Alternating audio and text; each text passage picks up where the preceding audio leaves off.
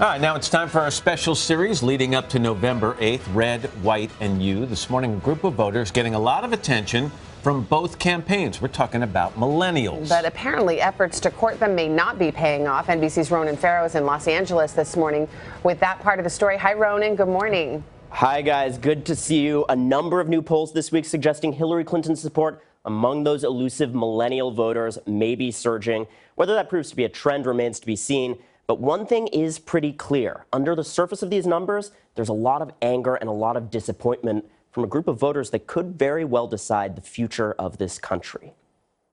I've heard many people say that they're just so frustrated with how the candidates turned out that they don't want to vote at all. Young people are being left behind. We're voting for the party, but none of us are very excited. Meet the voting bloc that could make or break the election. Millennials, that's 18 to 34-year-olds, now represent 69.2 million voters, almost as many as baby boomers. And in the 2008 and 2012 elections, they turned out in nearly record numbers, propelling Barack Obama to victory. But this time around could be another story.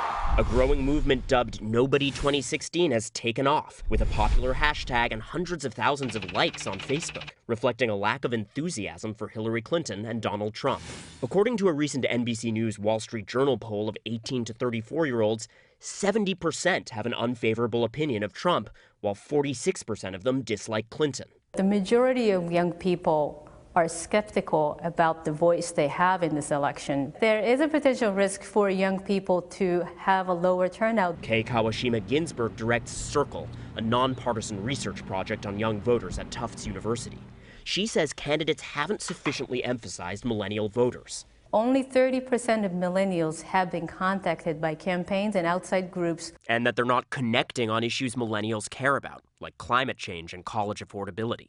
How many of you think that there's any chance we'll see an Obama-style swell of youth voters this election? None of you. These students at the University of Wisconsin-Madison responded to our call for millennial voters who feel fed up. Some are frustrated with Hillary Clinton. I think it's definitely that she's out of touch.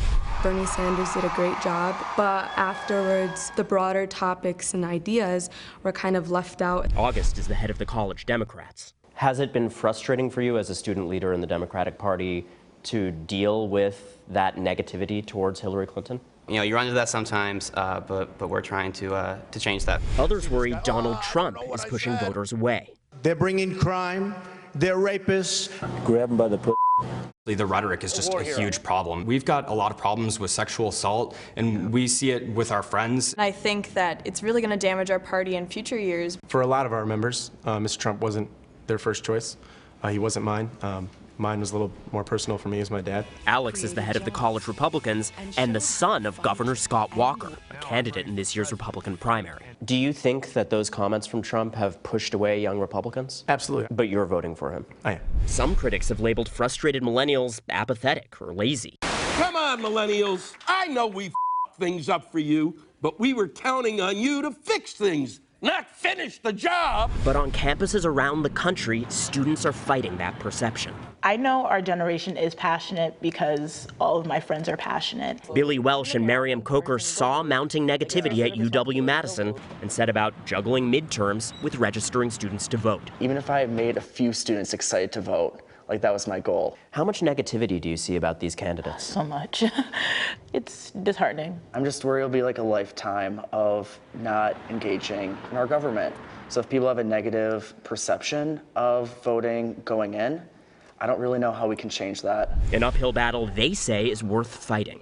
If there's so many people who are uninspired, so many people who don't want to vote, we're not going to do anything. And the people who believe that our generation is lazy, that we don't care about anything, that we're unambitious, they're going to be right. But the thing is, that's not true. The message, as always, is simple. If you're a young person, go vote. Yeah, seriously. Go vote. Even if you're not a young person, go vote.